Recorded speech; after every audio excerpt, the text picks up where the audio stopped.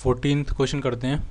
A uniform metal sphere of radius A and mass small M, mass capital M. ठीक है, एक uniform metal sphere है। ठीक है, और इसकी जो रेडियस दी है वो दी है आपको ए, और इसका मास जो दिया वो दिया आपको कैपिटल एम। ठीक है, is surrounded by a thin uniform spherical shell of equal mass and radius 4 है। ठीक है, ये जो स्फीयर है, ठीक है, ये सॉलिड स्फीयर है, यूनिफॉर्म मेटल स्फीयर है, शेल नहीं है ये। ठीक है, और इसको सराउंड किया गया एक और शेल से जिसका मास तो सेम है, इसका मास भी क्या है एम, लेकिन उसकी जो रेडियस है वो 4 है। ठीक है, इसकी जो रेडियस दी है आपको वो 4 दी है। ठीक है, लेकिन एक इंपॉर्टेंट पॉइंट ये है, the centre of the shell, जो शेल का सेंटर है वो कहाँ लाई करता है, falls on the surface of the inner sphere. Inner sphere की सरफेस पे जो आउटर जो शेल है उसका क्या लाई करता है, सेंटर। तो ये सेंटर होगा।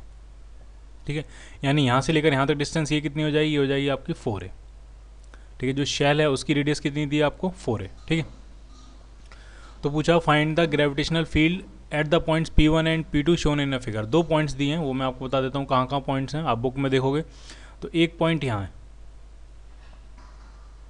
नाम है इसका P1, और दूसरा पॉइंट एग्जैक्टली उसके नीचे है उतनी ही डिस्टेंस पे, दूसरा पॉइंट यहाँ, ये नाम है इसका P2। इन दोनों पे आपको strength of gravitational field find करना है। ठीक है, इस सरफेस से ये वाली डिस्टेंस भी दी है ए, और इस सरफेस से ये जो नीचे डिस्टेंस है वो भी कितनी दी है आपको ए। ठीक है, ठीक है, तो P1 पे फाइंड करते हैं intensity of gravitational field IP1। अगर इसको लिखें तो बहुत सिंपल है P1 पे निकालना। इस शेल जो बड़ी वाली शेल है उसके तो पॉइंट ही अंदर है, तो इस शेल की वजह से तो कोई ग्रेविटेशनल फील्ड वहाँ होगा नहीं, जो भी होगा सिर्फ इस स्फीयर की वजह से होगा। और सॉलिड स्फीयर के आप बाहर हो तो सॉलिड स्फीयर ऐसे बिहेव करेगा जैसे कि वो एक पॉइंट मास हो और कहाँ कंसनट्रेटेड हो, उसके सेंटर पे। ठीक है, तो एम मास है, कैपिटल एम यहाँ पे मान लिया कंसनट्रेटेड है। तो वो जो P1 पॉइंट है वो है कितनी डिस्टेंस पे, तो ये टोटल डिस्टेंस यहाँ से यहाँ तक कितनी है, 4 है। इसमें से ये ए माइनस कर दें तो ये कितनी बचेगी, 3 है। और ये कितनी है यहाँ से यहाँ तक, तो ये भी कितनी ए, तो टोटल कितनी हो जाएगी, 4 है। ठीक है, तो फॉर्मूला होता है GM/r², तो यहाँ हो जाएगा GM/r कितना, आर ए आपका 4 है, 4a का square, that will be GM/16a²। ठीक है, P2 पॉइंट पे फाइंड करते हैं इंटेंसिटी ऑफ ग्रेविटेशनल फील्ड।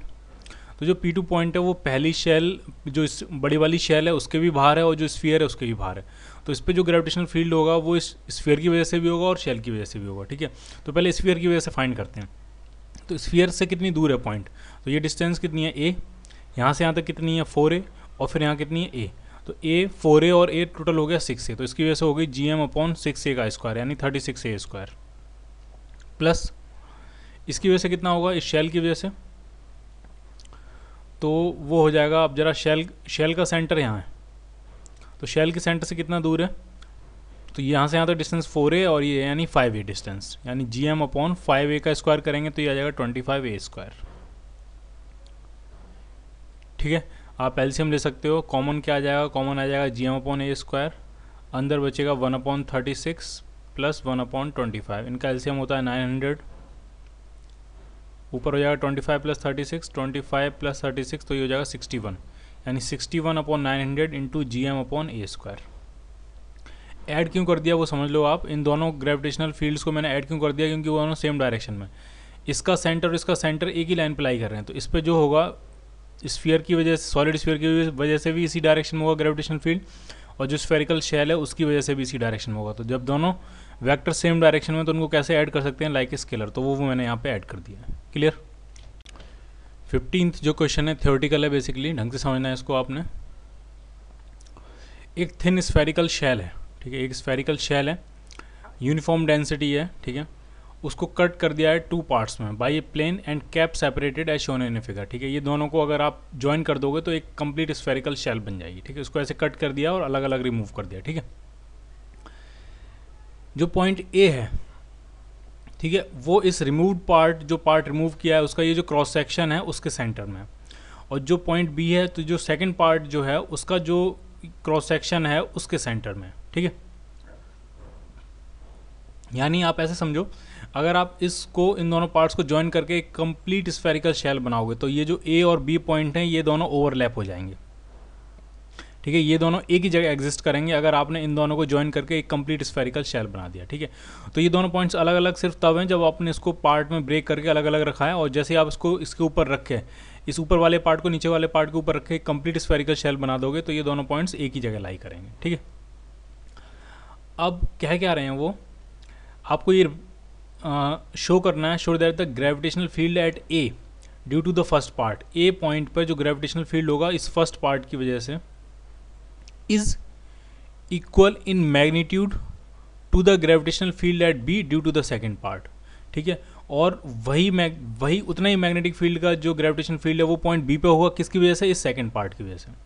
यानी फर्स्ट पार्ट की वजह से ए पे ग्रेविटेशनल फील्ड और सेकंड पार्ट की वजह से बी पे ग्रेविटेशनल फील्ड, ये दोनों इक्वल होंगे मैग्नीट्यूड में, ये आपको प्रूफ करना है, ठीक है।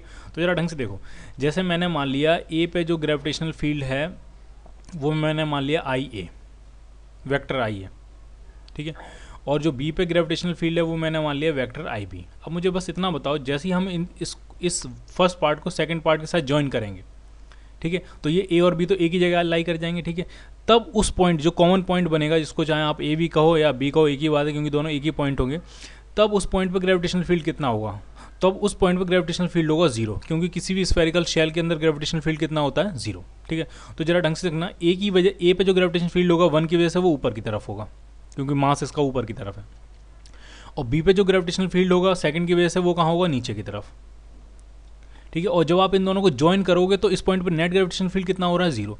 तो नेट जीरो तभी हो सकता है जब ये दोनों की फील्ड के जो मैग्नीट्यूड हैं वो एक दूसरे के बराबर हों, डायरेक्शन अपोजिट है, ठीक है। नेट जीरो करना है, यानी ए पे फील्ड ऊपर वाले पार्ट की वजह से, बी पे फील्ड नीचे वाले पार्ट की वजह से, इन दोनों का जब समेशन होगा तो नेट कितना आना चाहिए, जीरो। तो वो तभी हो सकता है जब दोनों फील्ड इक्वल एंड अपोजिट हो। तो मैग्नीट्यूड में क्या होगा, इक्वल, बस वही हमें रिप्रेजेंट करना था यहाँ पे, क्लियर। 16th क्वेश्चन करते हैं। 2 small bodies of mass 2 kg and 4 kg are kept at rest at a separation 2 metre, ठीक है। 2 बॉल्स हैं, बना लेते हैं। तो एक जो बॉल है वो है आपकी 2 kg की, और जो दूसरी बॉल है वो है आपकी मान लिया 4 kg की, ठीक है। और उनके बीच का जो सेपरेशन दिया है आपको वो दिया है 2 मीटर्स, ठीक है। टोटल सेपरेशन जो दिया है वो दिया आपको 2 मीटर, ठीक है। Where should a particle of mass 0.1 kg be place to experience no net gravitational force from this bodies. पूछा है कि इसके बीच में हम एक पार्टिकल है हमारे पास, एम मास कह देता हूँ मैं, उसका 0.1 kg है, वो हम कहाँ रखें ताकि उस पर कोई ग्रेविटेशनल फोर्स ना लगे। मतलब आपको एक ऐसा पॉइंट ढूंढना है जहाँ पे ग्रेविटेशनल फील्ड की जो इंटेंसिटी हो वो कितना हो, जीरो, ठीक है, क्लियर। यानी जितना ग्रेविटेशनल फील्ड इस 2 की वजह से हो उतना ही equal and opposite gravitational field किसकी वजह से हो जाए, इस 4 की वजह से हो जाए, ठीक है। तो वो आपको पहले पॉइंट फाइंड करना है, ठीक है। तो मैंने मान लिया वो पॉइंट जो है वो 2 kg से मान लिया x मीटर डिस्टेंस पे, ठीक है। 2 kg से कितनी डिस्टेंस पे, x मीटर डिस्टेंस पे, ठीक है। मैंने मान लिया ऐसा पॉइंट जिस पे ग्रेविटेशनल फील्ड जीरो हो रहा है वो 2 kg से कितनी डिस्टेंस पे, x मीटर। तो 4 kg से कितनी डिस्टेंस पे हो जाएगा, तो हो जाएगा 2 - x मीटर, ठीक है। अब इस पॉइंट पे जो नेट ग्रेविटेशनल फील्ड है वो जीरो होना है, यानी जितना 2 की वजह से होगा उतना ही 4 की वजह से हो जाएगा। तो 2 की वजह से कितना है, तो हो जाएगा g m कितना है 2/x², और 4 की वजह से कितना होगा, तो g m कितना 4 डिस्टेंस कितनी है 2 - x², ठीक है। तो ये दोनों अगर इक्वल तो हैं और अपोजिट तो डायरेक्शन से दिख ही रहे हैं हमें, बस इक्वल और हो जाएं तो नेट ग्रेविटेशनल फील्ड कितना हो जाएगा, जीरो। जरा सॉल्व कर लेते हैं, जी से जी कैंसिल, 2 से कैंसिल, 4 टाइम्स 2 टाइम्स रिवर्स कर देते हैं या क्रॉस मल्टीप्लाई कर देते हैं, तो 2 - x का जो स्क्वायर होगा वो हो जाएगा 2x² टाइम, अंडर रूट ले लेते हैं। तो 2 - x इक्वल टू हो गया आपका ±√2x, ठीक है। तो 2 इक्वल टू कितना हो गया, x ±√2 टाइम्स x, ठीक है। तो पॉजिटिव लें अगर हम, तो x अगर हम पॉजिटिव वैल्यू लें इसमें से, तो x मिल जाएगा आपको 2/1 + √2 मीटर, ठीक है। नेगेटिव लें तो नेगेटिव आ जाएगा, ठीक है। नेगेटिव लें तो वैल्यू कितनी आ जाएगी, तो x आ जाएगा आपका 2/1 - √2 मीटर। ये x की पॉजिटिव वैल्यू है, ये x की नेगेटिव वैल्यू है। इन दोनों का मतलब समझ लो आप, पॉजिटिव वैल्यू है तो जो हमने माना है वो ठीक है, जो नेगेटिव वैल्यू वो क्या बताती है वो समझना आप जरा। यहाँ पे एक पॉइंट मिल जाएगा जिस पर नेट ग्रेविटेशनल फील्ड जीरो होगा, ऐसे ही एक पॉइंट इस तरफ भी मिलेगा जिस पर नेट ग्रेविटेशनल फील्ड जीरो होगा। तो जो नेगेटिव वैल्यू है वो ये बता रहा है कि x इस तरफ भी हो सकता है, नेगेटिव डायरेक्शन में भी हो सकता है। कितनी डिस्टेंस होगी नेगेटिव डायरेक्शन में, तो वो आपको वैल्यू आ गई है, ठीक है। हमें तो सिर्फ पॉजिटिव से मतलब है क्योंकि हमें जो पॉइंट फाइंड करना है इन दोनों के बीच में फाइंड करना है, ठीक है। तो वो वैल्यू आ गई है। फिर क्या कह रहे हैं, वेयर आ गया वो 2 kg से कितनी डिस्टेंस पे आया, तो 2 kg से कितनी डिस्टेंस पे आया वो आपका, तो वो आया 2/1 + √2 मीटर डिस्टेंस पे। सॉल्व करना चाहो तो आप इसको सॉल्व भी कर सकते हो, ठीक है। उसके बाद फिर पूछ रहे हैं the particle is place at this point, इस पॉइंट पे पार्टिकल प्लेस कर दिया है, ठीक है। 0.1 kg का पार्टिकल यहाँ प्लेस कर दिया लाके। फिर पूछ रहे हैं what is the gravitational potential energy of the system of 3 particles with usual reference level, ठीक है। रेफरेंस लेवल हम इन्फाइनाइट मान देंगे, जब दो पार्टिकल इन्फाइनाइट सेपरेशन पे हैं तो उसकी पोटेंशियल एनर्जी हम क्या मानते हैं, 0। तो अब इस सिस्टम की पोटेंशियल एनर्जी कितनी होगी, ठीक है। तो एक बार फिर से ड्रॉ कर लेते को, एक है आपका 2 kg, एक है आपका 0.1 kg और दूसरा है आपका 4 kg। डिस्टेंसेज, ये जो डिस्टेंस है वो है 2/1 + √2 मीटर। ये डिस्टेंस कितनी होगी, ये वाली डिस्टेंस, तो ये डिस्टेंस होगी 2 - 2/1 + √2 मीटर। एलसीएम ले लेते हैं तो 1 + √2 एलसीएम आ जाएगा, तो ये आ जाएगा 2 + 2√2 -2, 2 से 2 कैंसिल, तो ये डिस्टेंस आ गई, वो आ गई आपकी 2√2/1 + √2, 2√2/1 + √2, ठीक है। टोटल डिस्टेंस 2 मीटर है। पोटेंशियल एनर्जी लिखें तो इस कॉम्बिनेशन की पोटेंशियल एनर्जी कितनी आ जाएगी, तो फॉर्मूला होता है -Gm1 m2/r, तो -Gm1 है 2, m2 है आपका 0.1 अपॉन r, कितना r है 2/1 + √2, तो 1 + √2 ऊपर आ गया। दूसरे टर्म, दूसरे कॉम्बिनेशन की इसकी कितनी हो जाएगी, तो -G × 4 × 0.1 अपॉन 2√2 डिवाइडेड बाई 1 + √2। तो आप कैलकुलेशन खुद भी कर सकते हो ये, ठीक है। ऐसे ही इसकी और इसकी कितनी हो जाएगी, तो इसकी हो जाएगी -G2 × 4 अपॉन सेपरेशन कितना है इसका 2 मीटर, ठीक है। तो ये सब सॉल्व कर लो, आपको सिस्टम की टोटल पोटेंशियल एनर्जी मिल जाएगी। क्लियर। 17 क्वेश्चन करते हैं। 3 particles of mass m each are placed at the 3 corners of an equilateral triangle of side A, ठीक है। 3 पार्टिकल्स हैं, इनका मास दिया m और m। ये एक इक्विलेटरल ट्राइंगल के कॉर्नर्स पर रखे हुए हैं जिसकी साइड कितनी दी है आपको a, ठीक है। अब पूछा find the work done which should be done on this system to increase the sides of a triangle to increase the sides of the triangle to 2 है, ठीक है। आपको क्या करना है, ये पार्टिकल्स को मूव कराना है और ऐसे मूव कराना है ताकि ट्राइंगल की जो साइड है वो 2a हो जाए। मतलब अगर इस पार्टिकल को मैं खींच के यहाँ रख दूँ, इस पार्टिकल को खींच के मैं यहाँ रख दूँ इस कॉर्नर पे, और इस पार्टिकल को खींच के यहाँ रख दूँ, और ये मूवमेंट कुछ इस तरह से हो ताकि जब ये पार्टिकल्स अपनी नई नई पोजीशन पे पहुँचे, मान लीजिए ये यहाँ आ गया है, ये पार्टिकल यहाँ आ गया और ये पार्टिकल यहाँ आ गया, तब जो ट्राइंगल बन रहा है उसकी साइड कितनी होनी चाहिए, 2 है। ये वाली साइड भी कितनी होनी चाहिए, 2 है। ये वाली भी कितनी होनी चाहिए, 2 है। और ये वाली साइड भी कितनी होनी चाहिए, 2 है। तो पूछा तो वर्क डन जो किया होगा वो कितना होगा, ठीक है। तो वर्क डन हम कर रहे हैं वो किस फॉर्म में स्टोर हो रहा है बस आप उतना समझ लो, ठीक है। यहाँ पे जो वर्क कर रहे हैं वो इस सिस्टम की पोटेंशियल एनर्जी को इंक्रीज कर रहा है, तो जो वर्क डन होगा वो क्या हो जाएगा, increase in potential energy of the system, increase in potential energy of the system. Potential energy का इंक्रीज का सीधा सीधा मतलब हुआ final potential energy minus initial potential energy, ठीक है। अब बस फटाफट सारी वैल्यूज पुट कर देते हैं। फाइनल कितनी है, तो 3 कॉम्बिनेशन है, एक कॉम्बिनेशन कितनी है, तो -Gm/2a, ये होगी एक कॉम्बिनेशन की, और इसमें 3 से मल्टीप्लाई कर देते हैं तो टोटल फाइनल पोटेंशियल एनर्जी मिल जाएगी। इनिशियल कितनी है, माइनस इनिशियल, तो एक कॉम्बिनेशन की होगी -Gmm/a। जब इनिशियल स्टेट में 2 पार्टिकल्स के बीच में कितना सेपरेशन था, a।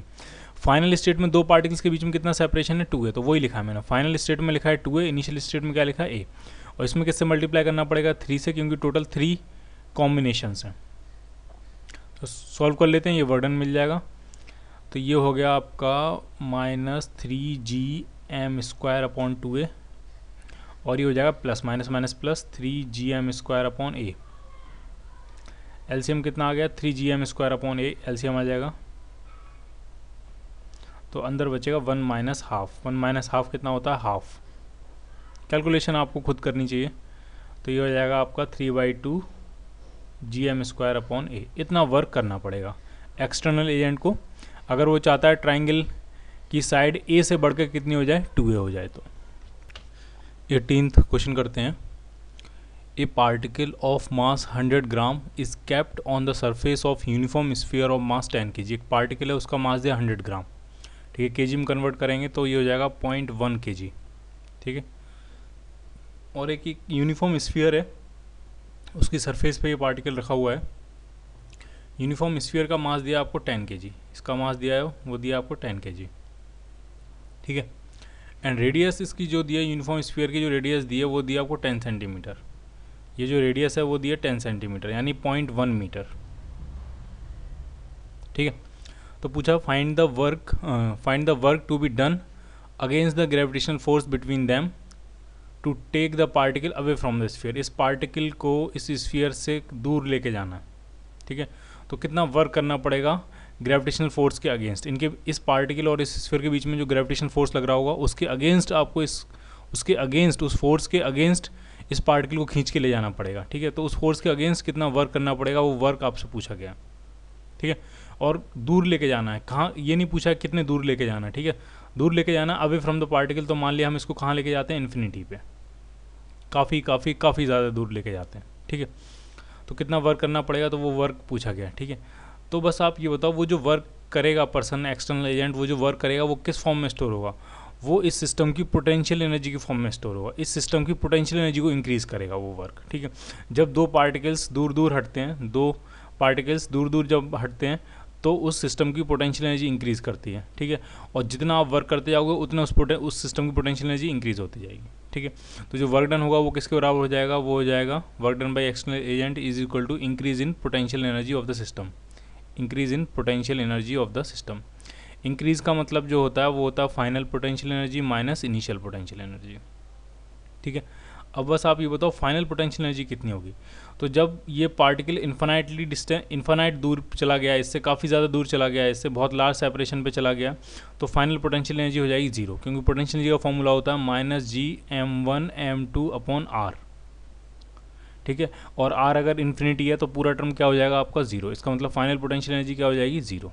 माइनस इनिशियल कितनी होगी, तो इनिशियल है -Gm1 कितना है, m1 है 10, m2 कितना है, m2 है 0.1 अपॉन सेपरेशन कितना है, तो इस पार्टिकल और इस स्फीयर का तो हम ऐसा मानेंगे कि इस पूरे स्फीयर का जो मास है वो उसके सेंटर पर कंसंट्रेटेड है, तो इनके बीच में सेपरेशन कितना रहा, तो वो हो गया 10 सेंटीमीटर यानी 0.1 मीटर, तो डिवाइडेड बाई 0.1, तो ये 0.1 से 0.1 कैंसिल आउट, तो जो वर्क डन आएगा वो कितना आ जाएगा, ये माइनस और ये माइनस जो है वो माइनस माइनस ख़त्म कर देंगे अपने आप एक दूसरे को, तो ये आ जाएगा 10G की वैल्यू कितनी होती है, तो वो 6.67 इंटू 10⁻⁻11 और वर्क डन की यूनिट क्या होती है, जूल्स, ठीक है।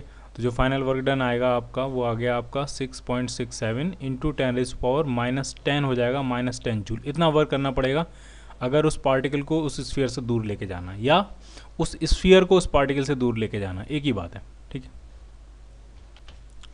19th क्वेश्चन करते हैं। The gravitational field in a region is given by, तो ग्रेविटेशनल फील्ड को ये ई से रिप्रेजेंट कर रहे हैं, ठीक। ई से हम आई से भी रिप्रेजेंट करते हैं, ई से भी रिप्रेजेंट कर सकते हो, ठीक है।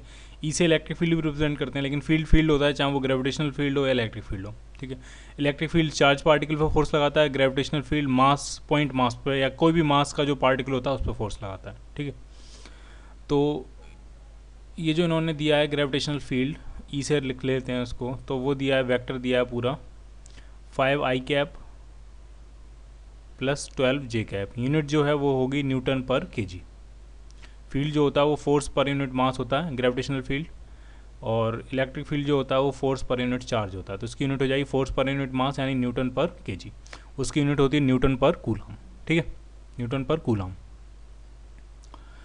तो ये इलेक्ट्रिक फील्ड दिया है 5i प्लस 12j न्यूटन पर केजी, ठीक है। सॉरी ग्रेविटेशनल फील्ड दिया है, तो पूछा find the magnitude of gravitational force acting on A particle of mass 2 kg placed at the origin, ठीक है। अब एक चीज़ देखो आप, ये जो ग्रेविटेशनल फील्ड है ये कांस्टेंट है, ये पोजीशन के साथ वेरी नहीं करेगा, ना इसमें कहीं x आ रहा है ना इसमें कहीं y आ रहा है, यानी पूरे रीजन में जो ग्रेविटेशनल फील्ड है वो इसकी एक कांस्टेंट वैल्यू है, ठीक है।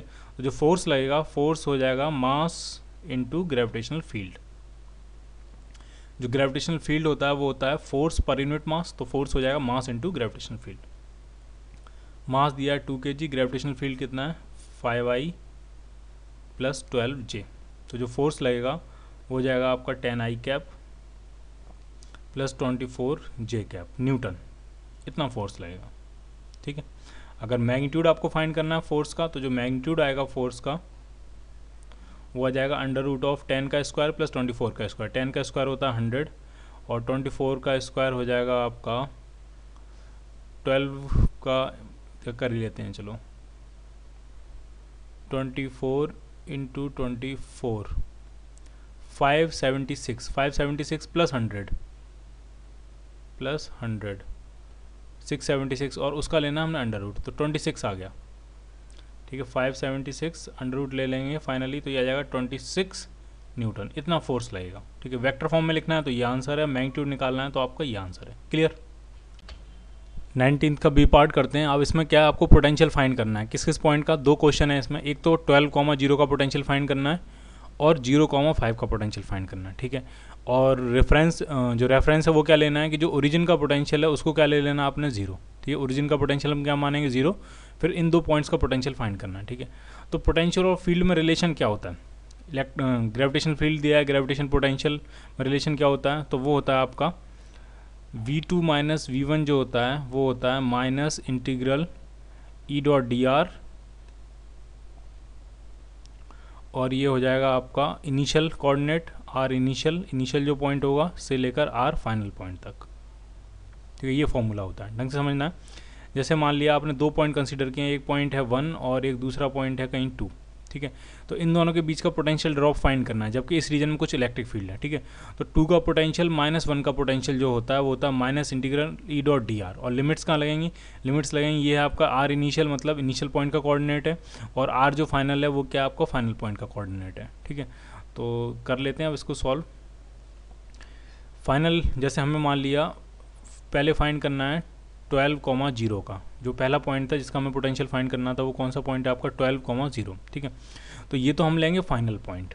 ठीक है, और इनिशियल पॉइंट क्या लेंगे हम 0,0। 0,0 इनिशियल पॉइंट इसलिए ले रहे हैं क्योंकि इस इनिशियल पॉइंट का जो पोटेंशियल है वो हमने क्या मानना है 0 मानना है। ठीक है, तो फाइनल पॉइंट का पोटेंशियल हमें फाइंड करना है, इनिशियल का हमें क्या गिवन है 0 गिवन है। ठीक है, तो बी फाइनल हमें फाइंड करना है, फाइनल पॉइंट का पोटेंशियल, इनिशियल पॉइंट का पोटेंशियल कितना है 0 है, equal to minus E dot d r, E कितना है, ई आपका 5i cap plus 12j cap, और जो वेक्टर डी आर है वो बेसिकली होगा dx i cap plus dy j cap.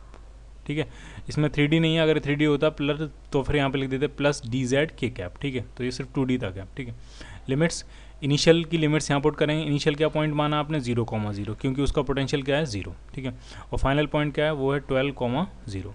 अब बस इंडिकेट कर देना है, लिमिट्स पुट कर देनी है, फाइनल पॉइंट का पोटेंशियल वो हमें फाइंड करना है, तो माइनस इसमें मल्टीप्लिकेशन होगा तो ये आ जाएगा 5dx प्लस 12dy, तो integral 5dx plus 12dy, limits 0,0 से 12,0। थोड़ा और इसको सॉल्व करते हैं। माइनस 5dx का इंटीग्रल हो जाएगा 5x प्लस 12dy का हो जाएगा 12y, लिमिट्स आपकी 0,0 से 12,0।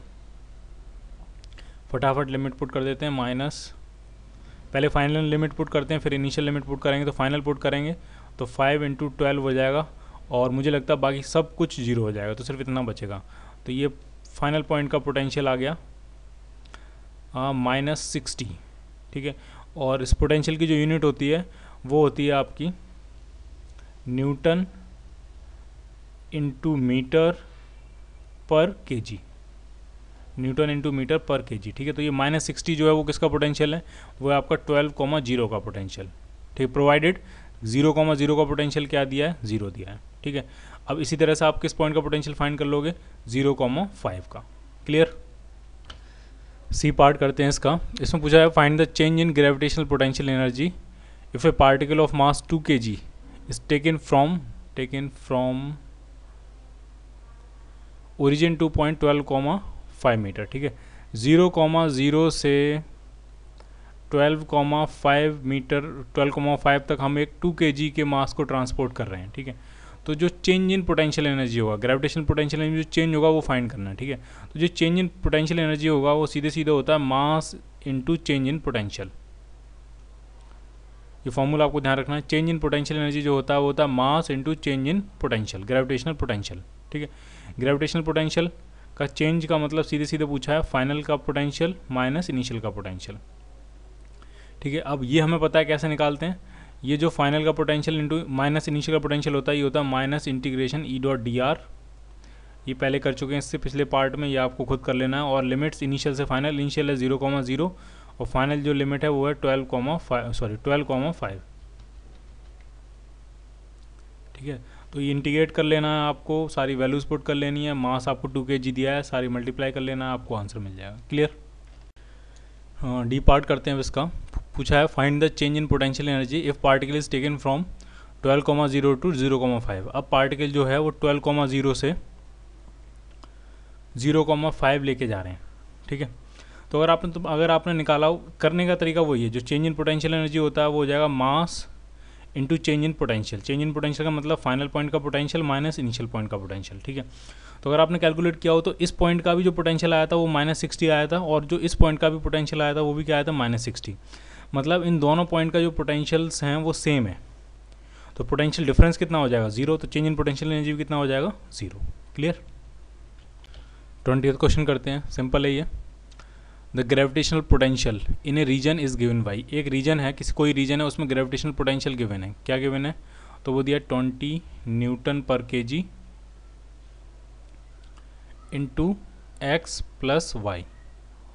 ठीक है, तो फर्स्ट पार्ट है उसमें पूछ रहे हैं show that the equation is dimensionally correct. ये देखना है ये जो इक्वेशन है वो डायमेंशनली करेक्ट है। ठीक है, तो ठीक है, पोटेंशियल की डायमेंशन क्या होती है, तो पोटेंशियल जो होता है वो होता है जूल पर केजी, यूनिट होती है उसकी जूल पर केजी। अगर डायमेंशन लिखें तो उसका फॉर्मूला हो जाएगा ml/2t-2 डिवाइडेड बाई m। ठीक है, तो m से m कैंसिल करेंगे तो पोटेंशियल की डायमेंशन हो जाएगी L2t-2। ठीक है, दोनों तरफ रख के देख लेते हैं, दोनों तरफ की डायमेंशन बराबर आ जानी चाहिए। तो ये आ गई पोटेंशियल डायमेंशन L2t-2। ठीक है, इस तरफ देखते हैं डायमेंशन। ये जो 20 है ये कांस्टेंट जरूर है, लेकिन ये डायमेंशनलेस कांस्टेंट नहीं है। इसकी यूनिट अगर है न्यूटन पर केजी तो इसकी डायमेंशन भी होगी। ठीक है, तो इसकी डायमेंशन हो जाएगी, तो न्यूटन क्या होता है, न्यूटन होता है mlt-2 और केजी जो हो जाएगा वो हो जाएगा मास। तो ये इसकी डायमेंशन है इनटू ये जो दूसरा फैक्टर है वो x प्लस वाई है। तो x प्लस वाई तो सिंपल डिस्टेंसेज होती हैं, तो उसकी जो डायमेंशन हो जाएगी वो सिंपली क्या हो जाएगी, l। तो m से m कैंसिल, तो इधर भी क्या आ जाएगा, इधर भी आ जाएगा L2t-2। तो अगर दोनों तरफ आप देखो तो दोनों तरफ जो डायमेंशनल फॉर्मूले आ रहे हैं वो इक्वल आ रहे हैं, दोनों तरफ जो डायमेंशंस हैं वो बराबर हैं। इसका मतलब ये जो इक्वेशन है वो डायमेंशनली क्या है, करेक्ट है। ठीक है, तो ये तो हो गया आपका फर्स्ट पार्ट। अब दूसरा पार्ट करते हैं इसका। Find the gravitational field at the point x, y। कोई भी एक जनरल पॉइंट है x, y, उस पर आपको ग्रेविटेशनल फील्ड फाइंड करना है। ठीक है, तो पोटेंशियल दिया हो, फील्ड कैसे फाइंड करते हैं, तो वो सिंपल है। ग्रेविटेशनल फील्ड को अगर आप E से रिप्रेजेंट करो तो जो E होता है, E वेक्टर वो होता है minus del V over del x i cap plus del V over del y j cap plus del V over del z k cap. ये बेसिक फॉर्मूला होता है अगर पोटेंशियल दिया हो तो फील्ड निकालने का। ग्रेविटेशनल पोटेंशियल दिया तो ग्रेविटेशनल फील्ड आ जाएगा, इलेक्ट्रिक पोटेंशियल दिया तो इलेक्ट्रोस्टैटिक फील्ड आ जाएगा। ठीक है, del V over del x क्या है, तो ये इसमें हम del V over del x में क्या कर रहे हैं, हम पोटेंशियल को डिफरेंशिएट कर रहे हैं एक्स के रिस्पेक्ट में, लेकिन ये पार्शियल डिफरेंशिएशन है। पार्शियल डिफरेंशिएशन का मतलब होता है जब आप एक्स के रिस्पेक्ट में डिफरेंशिएट कर रहे हो तो आप वाई और जेड को क्या मानोगे, कांस्टेंट। सेम केस में del V over del y क्या है, तो ये है पोटेंशियल का डिफरेंशिएशन वाई के रिस्पेक्ट में, लेकिन इसमें हम एक्स और जेड को क्या मानेंगे, कांस्टेंट। इसमें डिफरेंशिएट करेंगे पोटेंशियल को जेड के रिस्पेक्ट में, लेकिन एक्स और वाई को क्या मानेंगे हम, कांस्टेंट। ठीक है, तो हमारे पोटेंशियल में तो एक्स और वाई का ही एक्सप्रेशन है, तो ये तीसरा टर्म आप छोड़ भी सकते हो क्योंकि ये तो डेफिनेटली क्या आ जाने वाला है, 0। ठीक है, तो देखते हैं इलेक्ट्रिक ग्रेविटेशनल फील्ड कितना आने वाला है, माइनस। पहले डिफरेंशिएट करते हैं इसको एक्स के रिस्पेक्ट में, तो 20 तो रहेगा ही रहेगा। इस टर्म को डिफरेंशिएट करोगे एक्स के रिस्पेक्ट में तो यहाँ आ जाएगा 1 और इसका डिफरेंशिएशन हो जाएगा 0। तो बेसिकली आ जाएगा 20 और बाद में क्या लगाना पड़ेगा आपको, आई कैप। ये अलग से आई कैप लिखा हुआ है। ठीक है, जब वाई के रिस्पेक्ट में डिफरेंशिएट करेंगे तो ये 20 कॉन्स्टेंट है, ये तो आ ही जाना है। वाई के रिस्पेक्ट में डिफरेंशिएट करोगे तो इस एक्स का डिफरेंशिएशन तो 0 हो जाएगा और वाई का डिफरेंशिएशन क्या आ जाएगा, 1। ठीक है, तो 20 इंटू 1 और साथ में क्या आएगा, ये जे कैप। तो ये आ गया आपका ग्रेविटेशनल फील्ड किसी भी जनरल पॉइंट पे। ठीक है, और वो कांस्टेंट आ रहा है, ये एक्स और वाई पे डिपेंड नहीं कर रहा, ये हर जगह सेम रहेगा। है कितना, -20 आई कैप -20 जे कैप। क्लियर। अब जरा इसका नेक्स्ट पार्ट देख लेते हैं। Calculate the magnitude of gravitational force. Gravitational force का मैग्नीट्यूड फाइंड करना है ऑन ए पार्टिकल ऑफ मास 500 ग्राम यानी 0.5 kg। जो कहाँ रखा है, ओरिजिन पर रखा है। अब जरा देखो, जो फील्ड है वो तो डिपेंड ही नहीं कर रहा है कि पोजीशन क्या है। तो आपका पार्टिकल चाहे ओरिजिन पे रखा हो, चाहे 1,2 पे रखा हो, या किसी भी पॉइंट पे रखा हो, हर जगह जो फोर्स लगेगा वो क्या लगेगा, सेम, क्योंकि वो कांस्टेंट है। ग्रेविटेशनल फील्ड कांस्टेंट है, तो फोर्स इज इक्वल टू होता है मास इनटू फील्ड। तो मास दिया है आपको 0.5 और फील्ड जो है वो है -20 आई कैप -20 जे कैप। मल्टीप्लाई कर देते हैं 0.5 से अंदर, तो ये जाएगा -10 आई कैप -10 जे कैप। और आपसे पूछा मैग्नीट्यूड, फोर्स का पूछा मैग्नीट्यूड, तो जो मैग्नीट्यूड होगा फोर्स का वो हो जाएगा √10 का स्क्वायर 100 प्लस 10 का स्क्वायर 100 या -10 का स्क्वायर वो भी 100, तो √200 200 हो जाएगा 10√2। तो 10√2 न्यूटन इतना फोर्स लगेगा उस पर।